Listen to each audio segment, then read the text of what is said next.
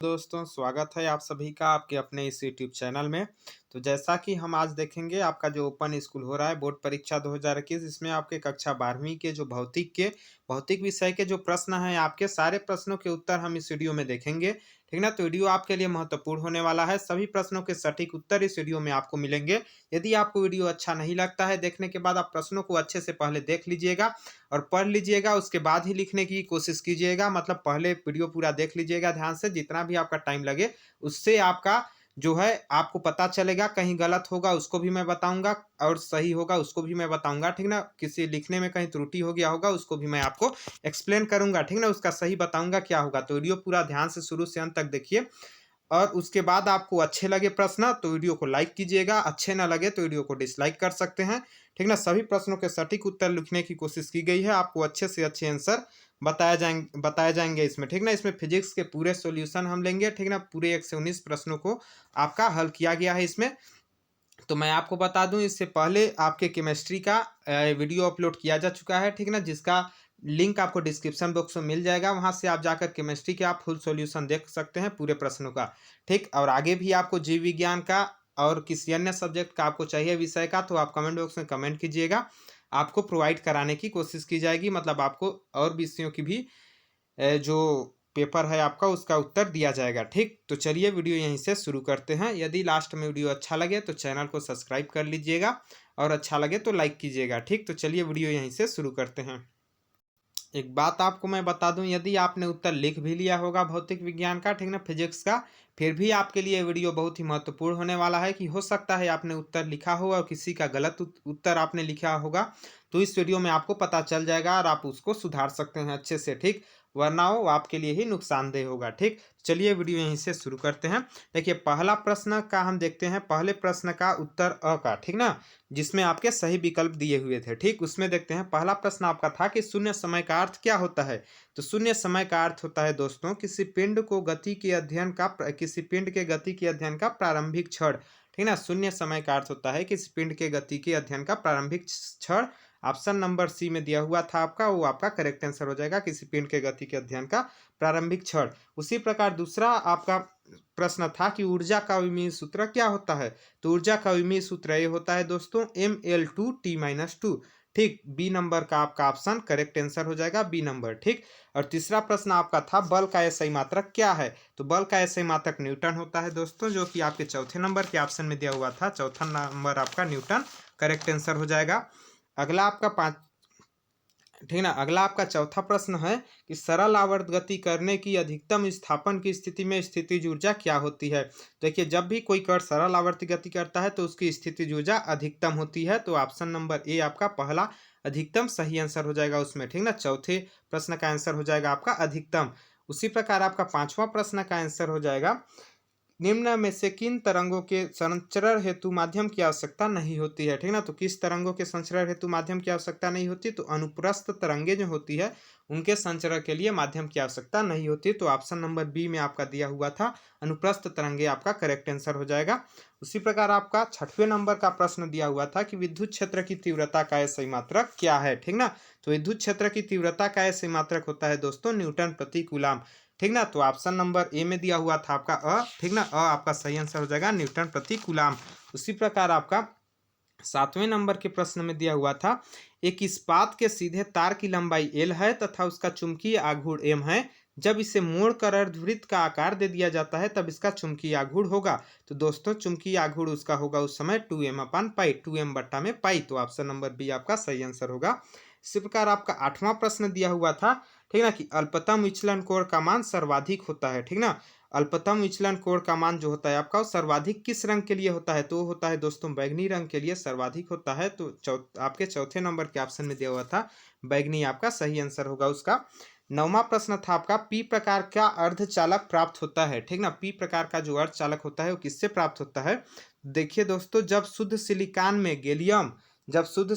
में गैलियम नामक पदार्थ मिलाया जाता है तब आपका पी टाइप का अर्धचालक मतलब पी टाइप सेमीकंडक्टर प्राप्त होता है। तो ऑप्शन नंबर ब आपका इसमें सही आंसर हो जाएगा।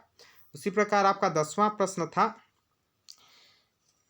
प्रश्न क्या था आपका, एक एएमयू का मान होता है, ठीक ना, वायुमंडलीय दाब इसको बोला जाता है, उसका मान कितना होता है? तो देख सकते हैं 2.66 गुणा 10⁻−19 किलोग्राम आपका होता है, ठीक ना। ऑप्शन नंबर द में दिया हुआ था, ऑप्शन नंबर द आपका सही आंसर हो जाएगा।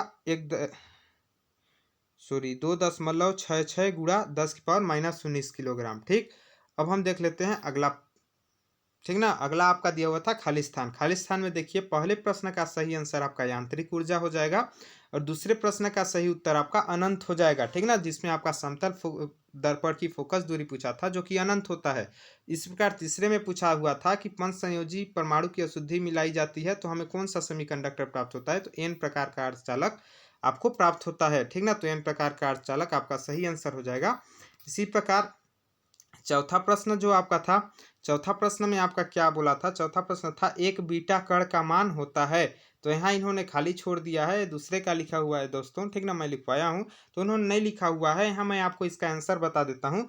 एक बीटा कण का मान होता है आपका 0.5 मेगा इलेक्ट्रॉन वोल्ट। कितना होता है?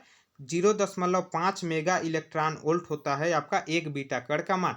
तो इसलिए बोला था दोस्तों कि आप वीडियो पहले शुरू से अंत तक देख लीजिएगा, उसके बाद ही आप उत्तर लिखिएगा, क्योंकि यहाँ देखिए आप डायरेक्ट उत्तर लिखेंगे, वीडियो पॉज कर करके आप उत्तर लिखेंगे देख के, तो यहाँ खाली छोड़ा गया है, तो आप बोलोगे कि इसका आंसर नहीं बताए हैं। मैं बता रहा हूँ दोस्तों, ये लिखने में मिस्टेक हो गया है, इसलिए इसका आंसर बता रहा हूँ, ठीक। तो 0.5 मेगा इलेक्ट्रॉन वोल्ट होगा आपका चौथा खालिस्तान का आंसर, ठीक ना, जो कि बीटा कण का मान होता है। उसी प्रकार पांचवें का आंसर आपका संभारिक हो जाएगा। संभारिक मतलब परमाणु भार समान और परमाणु क्रमांक भिन्न भिन्न, तो संभारिक आपका सही आंसर हो जाएगा। अब हम प्रश्न क्रमांक 2 का आंसर देख लेते हैं। प्रश्न क्रमांक 2 में आपका पूछा था वेग और चाल में दो अंतर बताइए। तो वेग और चाल में यहाँ दो अंतर लिखा हुआ है दोस्तों, आप देख सकते हैं। पहला अंतर वेग सदिश राशि है, चाल अदिश राशि है। दूसरा अंतर वेग धनात्मक, ऋणात्मक या शून्य हो सकता है, जबकि चाल सदैव धनात्मक होती है। तो ये दो अंतर आपके दिए हुए हैं। तीसरा प्रश्न आपका था, तीसरा प्रश्न का आंसर यहाँ देख सकते हैं, था लाल टेन की बत्ती में मिट्टी का तेल लगातार किस प्रकार चढ़ता है? तो किस प्रकार चढ़ता है दोस्तों, यहाँ देख सकते हैं आपका उसका कारण जो है आपका मिट्टी के तेल के चढ़ने का, वो है पृष्ठ तनाव, ठीक ना। पृष्ठ तनाव के कारण ही जो है आपका लाल टेन की बत्ती में मिट्टी तेल ऊपर चढ़ता रहता है। तो ये आपका इसका सटीक आंसर है, इसको आप आंसर लिख सकते हैं, आपका करेक्ट नंबर मिलेगा इससे, ठीक। और चौथा प्रश्न आपका था गुप्त ऊष्मा क्या होता है, ठीक ना। तो गुप्त ऊष्मा का परिभाषा यहाँ दिया हुआ है, अच्छे से आप देख सकते हैं, ठीक है। और इसको अच्छे से पहले पढ़ लीजिएगा, उसके बाद आप लिख लीजिएगा, ठीक ना। लास्ट में यहाँ कुछ न्यूमेरिकल भी इसमें किया गया है। गुप्त ऊष्मा कहते हैं, उसके बाद गुप्त ऊष्मा बराबर होता है आपका del Q upon del M बराबर आपका एल होता है, ठीक। तो ऐसे आप लिखिएगा, आपको पूरा पूरा उत्तर दिया जाएगा, ठीक। सटीक उत्तर लिखिएगा, आपको सटीक नंबर दिया जाएगा, ठीक। अब हम देख लेते हैं पांचवा प्रश्न आपका था। पांचवा प्रश्न आपका न्यूमेरिकल था, जिसमें 3 प्रतिरोध दिए हुए थे। पहले का आपका 2 ओम था, ठीक ना, प्रतिरोध। दूसरे का आपका 4 ओम, तीसरे का आपका 5 ओम। तीनों आपके समांतर क्रम में जुड़े गए थे, तो परिणामी प्रतिरोध पूछा गया था, ठीक ना। तो यहाँ से देख सकते हैं दोस्तों, आपका परिणामी प्रतिरोध का सूत्र है आपका 1/R1 बराबर 1/R1 नहीं होता है दोस्तों, 1/R होता है। यहाँ R1 नहीं, R होगा, ठीक ना। तो R1 को मिटा, यहाँ होगा 1/R बराबर 1/R1 plus 1/R2 plus 1/R3। अब यहाँ मान रख दीजिएगा आपका, ठीक ना, वैसे हल कीजिएगा ऐसे, ठीक। तो लास्ट में आपका आंसर आ जाएगा, यहाँ देखिए 20/19। लेकिन यहाँ इन्होंने नहीं लिखा है, यहाँ आपका ओम होगा, लास्ट में क्या क्या चिन्ह होगा? ओम। ओम का चिन्ह ऐसे होता है दोस्तों, इसको ओम का चिन्ह बोला जाता है। तो देखिए 20/19 के बाद यहाँ ओम होगा, यहाँ भी आपका ओम होगा, ठीक। उसके बाद आप आंसर लिखेंगे, मतलब 20/19 ओम आंसर, ठीक ना। ये आपका सही आंसर होगा और सटीक आंसर होगा, ठीक ना। तो ओम यहाँ आप जरूर लिख लीजिएगा, यहाँ आंसर में ओम, ठीक।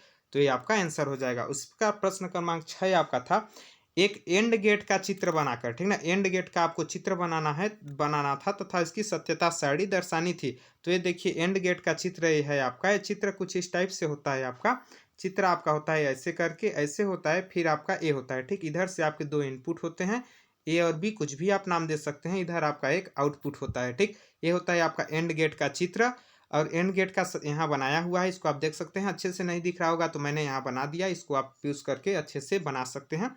उसके बाद देखिए यहाँ सत्यता सारणी आपका दिया हुआ है, ये है एंड गेट का सत्यता सारणी, ठीक। इसमें निवेश है, ये निर्गत है, मतलब ये इनपुट है और ये आउटपुट है आपका, ठीक ना। इनपुट ए और बी दो में, तो ये सत्यता सारणी है। इस सारणी को आप अच्छे से बना लीजिएगा, ठीक। अच्छे से देख लीजिएगा, फिर वीडियो पॉज करके लास्ट में पूरा वीडियो देखने के बाद आप आंसर लिखना स्टार्ट कीजिएगा। 15 मिनट में आपका कुछ नहीं जाएगा, 15 से 20 मिनट आप वीडियो देख लीजिए, उसके बाद आंसर लिखिए, आपके लिए बहुत ही फायदा होगा और आप सही सही लिखेंगे। ठीक, आगे आपका 7वां नंबर के प्रश्न का आंसर यहाँ दिया हुआ है, देख सकते हैं। 7वां नंबर में आपका इंटरनेट के बारे में पूछा गया था, जिसका उत्तर यहाँ लिखा गया है, इसको आप अच्छे से पढ़ लीजिए पहले, उसके बाद आप इसका आंसर लिख लीजिएगा। ठीक, अच्छे से पढ़ लीजिए, उसके बाद लिख लीजिएगा। साथ में उपयोग भी पूछा था, तो उपयोग भी यहाँ आपको बताया गया है। ठीक, तो आराम से आप वीडियो पॉज करके पहले पूरा पढ़ लीजिएगा, उसके बाद अच्छे से आप लिख सकते हैं। उस प्रकार आपका उत्तर प्रश्न क्रमांक 8 का उत्तर यहाँ देख सकते हैं। आपका 8 में आपके पास 3 टॉपिक दिए गए थे, ठीक है ना। 3 प्रश्नों का उत्तर, पहला आपका प्रत्यास्थता की परिभाषा पूछा था, मतलब प्रत्यास्थ वस्तुएं किसे कहते हैं। तो यहाँ देख सकते हैं आपका प्रत्यास्थ वस्तुओं के बारे में बताया गया है कि वह गुण जिसके कारण वस्तु विरूपक बल लगाने से उत्पन्न परिवर्तन का विरोध करता है, और जब विरूपक बल को हटा लिया जाता है तो वस्तु अपनी मूल अवस्था में लौट आती है। ठीक, इस गुण को प्रत्यास्थता कहते हैं। जैसे आप रबर मान सकते हैं, रबर को खींचते हैं फिर छोड़ते हैं तो वापस अपनी प्रारंभिक अवस्था में आ जाता है, वही होता है आपका प्रत्यास्थता। ठीक, तो यह प्रत्यास्थता के बारे में। दूसरा आपके पास पूछा था प्लास्टिक वस्तुएं, तो प्लास्टिक के बारे में भी यहाँ बताया गया है, जिसको आप खुद ही जानते होंगे, यूज करते हैं प्लास्टिक, ठीक ना, कि क्या होता है। ठीक, तो इसको भी आप अच्छे से वीडियो पॉज करके लिख सकते हैं, पहले पढ़ लीजिएगा, उसके बाद लिख लीजिएगा। यहाँ उसके बाद आपका भंगूर का पूछा गया था, भंगूर वस्तुएं, तो यहाँ देख सकते हैं आपका भंगूर वस्तुओं का भी यहाँ लिखा गया है। ठीक, अच्छे से आप लिख सकते हैं। उसके बाद आपका उत्तर क्रमांक 9, प्रश्न क्रमांक 9 का उत्तर यहाँ लिखा गया था, जिसमें आपका लिखा गया है, जिसमें पूछा गया था आपका कि धारा रेखीय प्रवाह एवं विक्षुब्ध प्रवाह में कोई 3 अंतर लिखिए। ठीक ना, देख सकते हैं धारा रेखीय प्रवाह विक्षुब्ध प्रवाह में 3 अंतर यहाँ लिखा हुआ है। पहला अंतर यहाँ है, उसके बाद ये सेकेंड अंतर है इधर आपका। ठीक ना, अच्छे से आप पढ़ लीजिएगा, दूसरा अंतर और पहला अंतर, ठीक ना, उसके बाद लिखिएगा। उसके बाद यहाँ तीसरा अंतर भी लिखा गया है, ठीक ना। तीनों अंतर आप अच्छे से पढ़ लीजिएगा, उसके बाद लिख सकते हैं अच्छे से। ठीक, अब हम देख लेते हैं प्रश्न क्रमांक 10 का आंसर। प्रश्न क्रमांक 10 में आपका पूछा था किस ताप पर फ़ारेनहाइट पैमाना सेल्सियस पैमाने के समान होता है, मतलब सेल्सियस पैमाना और फ़ारेनहाइट पैमाना समान होता है। ठीक, तो -40 डिग्री सेल्सियस जो ताप होता है दोस्तों, -40 डिग्री सेल्सियस ताप पर फ़ारेनहाइट पैमाना और सेल्सियस पैमाना समान होते हैं। ठीक, तो छोटा सा आंसर और सटीक आंसर आपको मिल गया। अगला प्रश्न आपके पास पूछा था सरल आवर्त गति की विशेषताएं बताइए। ठीक ना, तो सरल आवर्त गति की 3 विशेषताएं यहाँ दिया हुआ है, देख सकते हैं। पहला विशेषता यहाँ लिखा गया है, उसके बाद यहाँ देख सकते हैं आपका 3 विशेषताएं यहाँ लिखा गया है, जिसको आप अच्छे से पढ़कर और लिख सकते हैं। पहले पूरा पढ़ लीजिएगा, अच्छा लगे तो लास्ट में आप लिख सकते हैं। ठीक, लिख लीजिएगा। उसके बाद प्रश्न क्रमांक 12 का आंसर यहाँ दिया हुआ है, देख सकते हैं। प्रश्न क्रमांक 12 था आपका विद्युत द्विध्रुव के कारण निरक्षीय स्थिति में किसी बिंदु पर विद्युत विभव की गणना करनी थी। तो पहले आप इस चित्र को बनाइएगा दोस्तों, ठीक ना, इस चित्र को पहले बना लीजिएगा। ठीक, क्योंकि ये न्यूमेरिकल व्यंजक है आपका, ठीक ना, व्यंजक है, तो ऐसे बनाने के बाद आप निरक्षीय स्थिति में विभव लिखेंगे। विभव लिखने के बाद जो ये लिखा हुआ है उसको ध्यान से अच्छे से पहले पढ़ लीजिए, ठीक ना। उसके बाद इस व्यंजक को आपको बनाना है। ठीक, पूरा पढ़ने के बाद व्यंजक बनाइए अच्छे से, लास्ट में आपका व्यंजक आ जाएगा। ठीक, लास्ट में क्या आएगा आपका विद्युत विभव 0 आएगा। ठीक ना, विद्युत विभव क्या आएगा लास्ट में आपका 0, v बराबर 0, क्योंकि निरक्षीय स्थिति में विद्युत विभव क्या होता है 0 होता है। यही होगा आपका निरक्षीय स्थिति में विभव के लिए व्यंजक। अगला प्रश्न है आपका, अगला प्रश्न और 13 प्रश्न है आपका, किसी गोलीय दर्पण के लिए सिद्ध कीजिए। ठीक ना, सिद्ध करना था आपका, जो दिया हुआ था आपको, ठीक ना, उसी को आपको सिद्ध करना था। ठीक, तो देख सकते हैं उसको सिद्ध करने के लिए पहले गोलीय दर्पण एक के बारे में थोड़ा लिख लीजिएगा यहाँ, ठीक ना, किसको आपको दर्पण सूत्र कहते हैं, ठीक ना, इसके बारे में थोड़ा लिख लीजिएगा। एफ, भी और यू जो आपका दिया हुआ था, यू को प्रारंभिक प्रतिबिंब बोला जाता है, भी को आपका प्रतिबिंब प्रारंभिक वस्तु यू को, और प्रतिबिंब आपका प्रतिबिंब की दूरी को भी बोला जाता है, और फोकस दूरी को एफ बोला जाता है। इन तीनों को अच्छे से लिख लीजिएगा, इसमें लिखा हुआ है, आपको जो लिखा हुआ है पढ़ के अच्छे से लिख लीजिएगा। उसके बाद यहाँ देख सकते हैं गोलीय दर्पण के बारे में आपको इस चित्र को बनाना है अच्छे से, ठीक ना। चित्र बनाने के बाद यहाँ नीचे आपका कुछ इसके बारे में स्टेप लिखा हुआ है कुछ, ठीक ना, इसको आप अच्छे से पढ़ लीजिएगा। पढ़ लिखने के बाद आप अच्छे से लिख सकते हैं। उसके बाद ऐसे पूरा नीचे आइएगा आप, ठीक ना, लिखते जाइएगा, लास्ट में आपका सूत्र सिद्ध हो जाएगा। हाँ, देख सकते हैं आपका, ये देखिए आपका ये सूत्र, यही आपका सिद्ध करना था, यहाँ लास्ट में आपका सिद्ध हो जाएगा, ठीक ना। तो इस प्रकार से आपका आंसर आ जाएगा। अब हम देख लेते हैं प्रश्न क्रमांक 14 का आंसर। तो देखिए यहाँ आपका प्रश्न क्रमांक 14 में बोला था, किसका आंसर लिखा गया है, यहाँ देख सकते हैं आपका पहले रेखीय प्रसार गुणांक, ठीक ना। हाँ दोस्तों, क्या पूछा गया था 14 में आपका रेखीय प्रसार गुणांक एवं आपका क्षेत्रीय प्रसार गुणांक में संबंध आपका पूछा था, ठीक ना। तो देख सकते हैं यहाँ आपका मतलब अथवा में जो पूछा हुआ था रेखीय प्रसार गुणांक व क्षेत्रीय प्रसार गुणांक, उसका आंसर है आपका। तो इसको आप अच्छे से ऐसे पढ़ लीजिए, ठीक ना, रेखीय और क्षेत्रीय प्रसार गुणांक का, ठीक, अच्छे से पूरा पढ़ के ऐसे लिखते जाइएगा, ठीक। लिखने के बाद लास्ट में आपका इन दोनों में संबंध आ जाएगा। यहाँ देख सकते हैं आपका संबंध आपका खुद ही दिया हुआ था, उसी को आपको सिद्ध करना था, स्थापित करना था। बीटा बराबर 2 अल्फा होता है। क्या होता है दोस्तों? बीटा बराबर 2 अल्फा आपका संबंध होता है इन दोनों में, अर्थात क्षेत्रीय प्रसार गुणांक रेखीय प्रसार गुणांक के दोगुने के बराबर होता है, ठीक। यहाँ से बोल सकते हैं, तो ये आपका आंसर हो जाएगा यहाँ से समाप्त। अब हम देख लेते हैं प्रश्न क्रमांक 15 का आंसर। तो प्रश्न क्रमांक 15 में आपका पूछा गया था कि अथवा के बाद वाला प्रश्न है दोस्तों, ठीक ना, अथवा के बाद वाला है। प्रक्षेपीय गति किसे कहते हैं? सिद्ध कीजिए कि प्रक्षेपीय का पथ परवलयाकार होता है, ठीक। तो प्रक्षेपीय गति के बारे में पहले यहाँ बताया गया है आपका, प्रक्षेपीय गति क्या होता है और किससे कहते हैं, ठीक। उसके बाद यहाँ देख सकते हैं आपका, उसके बाद यहाँ आपका चित्र बनाया गया है इसका। इस चित्र को आप अच्छे से बना लीजिएगा, ठीक ना। चित्र को बनाना आपको अनिवार्य है, ठीक। चित्र को बनाने के बाद नीचे आप यहाँ लिखिएगा, ठीक ना। इस चित्र के बारे में कुछ पॉइंट लिखिएगा जो यहाँ लिखा गया है, इसको देख के अच्छे से। उसके बाद लंबवत व क्षैतिज घटक के बारे में इसके बताएंगे। उसके बाद क्षैतिज गति के लिए और लंबवत गति के लिए दोनों अच्छे से बताएंगे। बताने के बाद लास्ट में आपका व्यंजक आ जाएगा, ठीक। प्रक्षेपी का पथ परवलयाकार होता है, वहाँ से आपको सिद्ध हो जाएगा, ठीक। देख सकते हैं यहाँ आपका व्यंजक आएगा y बराबर एक्स स्क्वायर। क्या आएगा लास्ट में आपका? y बराबर एक्स स्क्वायर आएगा व्यंजक। यही जो कि एक परवलय का समीकरण है, जिससे आप बोल सकते हैं कि किसी पिंड का, फेंके गए पिंड का पथ हमेशा परवलयाकार होता है, ठीक। तो यहाँ से आपका खत्म हो जाएगा। उस प्रकार इसके बाद आपका प्रश्न क्रमांक 16 का आंसर देखेंगे। ये भी अथवा के बाद वाला है आपका, ठीक ना। अथवा के बाद आपका प्रश्न था लेंस से संबंधित न्यूटन का सूत्र लिखिए तथा सिद्ध कीजिए, ठीक। तो यहाँ देख सकते हैं न्यूटन का सूत्र पहले आपका लिखा गया है। न्यूटन का सूत्र लेंस से संबंधित क्या था? तो ये था दोस्तों न्यूटन का सूत्र लेंस से संबंधित, ठीक ना। x1 बराबर x1 x2 बराबर f1 f2, ठीक। तो इसको आप अच्छे से पहले लिख लीजिएगा। उसके बाद यहाँ देख सकते हैं सूत्र की उत्पत्ति करेंगे हम। सूत्र की उत्पत्ति यहाँ से आपको करना है, ठीक। तो पहले थोड़ा सा इसके बारे में बता लीजिएगा। फिर इसका चित्र यहाँ नहीं बनाया गया है। क्या चित्र नहीं बनाया गया है? तो नहीं बना सकते हैं, कोई दिक्कत नहीं है, ठीक ना। इसके बारे में अच्छे से ऐसे लिखिएगा, ठीक। इसको देख के अच्छे से पढ़ लीजिएगा। उसके बाद लास्ट में आप लिख लीजिएगा। लिखने के बाद लास्ट में आपका ये सूत्र आपका स्थापित हो जाएगा। तो आप बोलोगे कि यही लेंस के लिए न्यूटन का सूत्र है, आपका स्थापित हो जाएगा। यहाँ से आपका प्रश्न क्रमांक 16 खत्म हो जाएगा। उसके बाद आपका प्रश्न क्रमांक 17 का आंसर देखेंगे। प्रश्न क्रमांक 17 में भी अथवा के बाद वाला आंसर यहाँ आपका लिखा हुआ है। प्रश्न अथवा के बाद आपका प्रश्न था देहली ऊर्जा क्या है, उसका ऐसे मात्रक लिखकर आइंस्टीन का प्रकाश विद्युत समीकरण सिद्ध कीजिए। तो पहले देहली ऊर्जा के बारे में यहाँ बताया गया है आपका, देहली ऊर्जा, ठीक ना, जिसको कार्य फलन बोला जाता है। तो क्या होता है, ठीक। ऐसी इलेक्ट्रॉन, ठीक ना, ऐसी इलेक्ट्रॉन को किसी धातु की सतह पर, ठीक ना, मुक्त करने के लिए किसी इलेक्ट्रॉन को, सॉरी यहाँ मैं गलत पढ़ा हूँ, किसी इलेक्ट्रॉन को किसी धातु की सतह से मुक्त करने के लिए जितनी न्यूनतम ऊर्जा की आवश्यकता होती है उस न्यूनतम ऊर्जा को देहली ऊर्जा कहते हैं, इस प्रकार, ठीक ना। उसके बाद देहली ऊर्जा के बारे में थोड़ा सा यहाँ बता दीजिएगा, जो यहाँ बताया गया है अच्छे से पढ़ के। उसके बाद देख सकते हैं यहाँ आपका कुछ लिखेंगे देहली ऊर्जा के बारे में। लास्ट में आपका जो आइंस्टीन का समीकरण सिद्ध करना है, क्या करना है सिद्ध देख लेता हूँ मैं, ठीक। आपको बताना है देहली ऊर्जा के बाद आइंस्टीन का प्रकाश विद्युत समीकरण को सिद्ध करना है, ठीक। तो यहाँ से देख लीजिए, आपका यहाँ से ऐसे लिखिएगा। लास्ट में यहाँ देख सकते हैं आइंस्टीन का प्रकाश विद्युत समीकरण आपका यहाँ सिद्ध हो जाएगा, ठीक।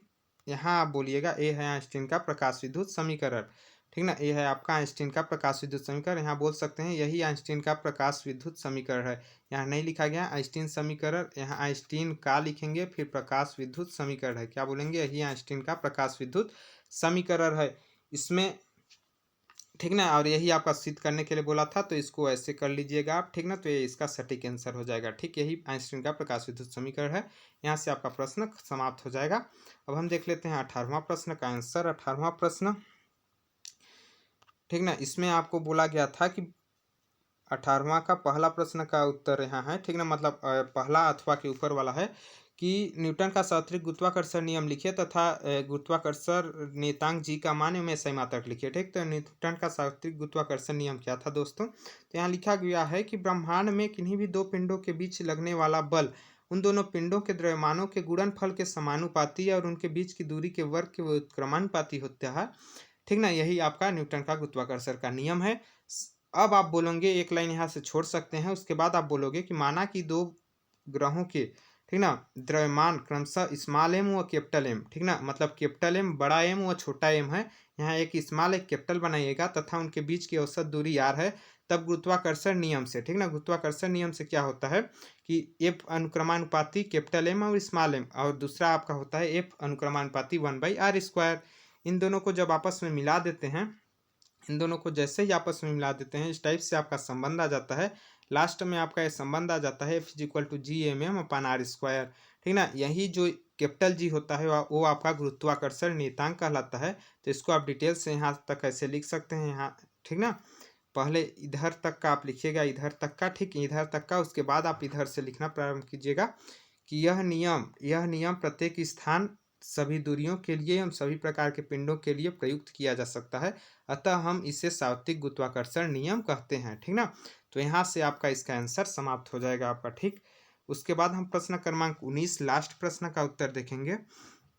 लास्ट प्रश्न में आपका अथवा के बाद वाला आंसर है, ठीक ना, अथवा के बाद वाला का उत्तर है, यहाँ देख सकते हैं आपका अथवा के बाद आपका पहला प्रश्न क्या था, मतलब एक ही प्रश्न था जिसके तीन टॉपिक का व्यंजक ज्ञात करना था, ठीक। प्रत्यावर्ती श्रेणी LCR परिपथ में निम्न को ज्ञात कीजिए। तो यहाँ देख सकते हैं आपका LCR परिपथ यहाँ बनाया गया है, आपका LCR परिपथ बनाया गया है, ठीक, देख सकते हैं। इस चित्र को पहले अच्छे से बनाइएगा, उसके बाद इसके बारे में थोड़ा सा लिख लीजिएगा इसको, ठीक ना, व्यंजक है आपका। उसके बाद प्रतिबाधा के लिए, उसके बाद ये दूसरा चित्र है, इसको भी आप बना लीजिएगा, ये बनाना आपका जरूरी है, ठीक। दोनों चित्र को आप बना लीजिएगा, उसके बाद यहाँ ऐसे हल करते जाइएगा। लास्ट में देख सकते हैं आपका ये प्रतिबाधा के लिए व्यंजक निकलेगा, पहले आपका प्रतिबाधा के लिए व्यंजक निकलेगा, ठीक ना। उसके बाद एक बात यहाँ ध्यान दीजिएगा दोस्तों, देखिए यहाँ से आप ऐसे लिखिएगा, ठीक, यहाँ कंफ्यूज मत होइएगा। यहाँ से आपका लाइन खींचा गया है, ठीक ना, ये लाइन आपका है इधर, इस लाइन के इधर को पहले लिखिएगा, ठीक। इधर लिखने के बाद आप यहाँ से जब लिख लेंगे यहाँ तक, ठीक, यहाँ तक लिखने के बाद फिर से यहाँ लिखिएगा, ठीक। कहाँ लिखना है आपको, फिर से आपको यहाँ लिखना है, यहाँ लिखना है, फिर यहाँ से ऐसे लिखते आइएगा, तो यही प्रतिबाधा के लिए व्यंजक हो जाएगा आपका। उसके बाद आप नीचे ऐसे आएगा कलांतर के लिए व्यंजक ज्ञात करने के लिए, क्या कलांतर के लिए व्यंजक ज्ञात करेंगे, उसके बाद ऐसे नीचे आइएगा। नीचे आने के बाद आपका ये देखिए, ये आपका ऐसे हल कीजिएगा, ठीक ना, व्यंजक ज्ञात कीजिएगा। उसके बाद आपका यहाँ कलांतर के लिए व्यंजक ज्ञात हो जाएगा, यह है कलांतर के लिए आपका व्यंजक है, ये कलांतर के लिए। उसके बाद आपका धारा के लिए व्यंजक ज्ञात कीजिएगा, धारा के लिए व्यंजक यहाँ से आप ज्ञात कर सकते हैं, धारा के लिए व्यंजक, ठीक। उसके बाद धारा के लिए व्यंजक ज्ञात होने के बाद आपका आवृत्ति के लिए व्यंजक ज्ञात हो जाएगा, जो कि अनुनादी आवृत्ति के लिए व्यंजक ज्ञात करने के लिए बोला गया है। यहाँ से आपका आवृत्ति के लिए व्यंजक ज्ञात हो जाएगा, इसको इधर से लिख लीजिएगा, इसको इधर से पूरा लिखने के बाद, ठीक ना, यहाँ तक पूरा लिखने के बाद, यहाँ तक पूरा लिखने के बाद आपको इधर का लिख लेना है, ठीक, इधर का लिख लेना है, इधर का, यही हो जाएगा आपका अनुनादी आवृत्ति के लिए व्यंजक। और लास्ट प्रश्न का लास्ट आंसर आपका हो जाएगा, ठीक। तो इस प्रकार से दोस्तों आपको 1 से 19 तक के सभी प्रश्नों का आंसर आपको यहाँ बताया गया, ठीक ना। तो वीडियो आपको कैसा लगा कमेंट बॉक्स में कमेंट करके बताइएगा। यदि आपको वीडियो अच्छा लगा होगा तो लाइक ज़रूर कीजिएगा, यदि अच्छा लगा होगा तो, और चैनल पर नए हैं तो चैनल को सब्सक्राइब कीजिएगा, और जितना ज़्यादा से ज़्यादा हो सके अपने दोस्तों के साथ शेयर कीजिएगा, ताकि सभी को इसकी सभी अच्छे से प्रश्न का आंसर लिख पाएँ, ठीक ना, सभी अच्छे नंबर उठा पाएँ, ठीक। तो वीडियो देखने के लिए बहुत बहुत धन्यवाद। जल्द मिलेंगे अगले वीडियो में, तब तक के लिए जय हिंद, जय भारत, जय छत्तीसगढ़।